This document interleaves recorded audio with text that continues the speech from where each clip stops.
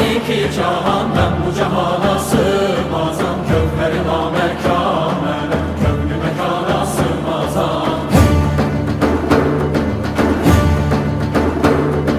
Zerre menem, güneş menem, çar ile pencuşe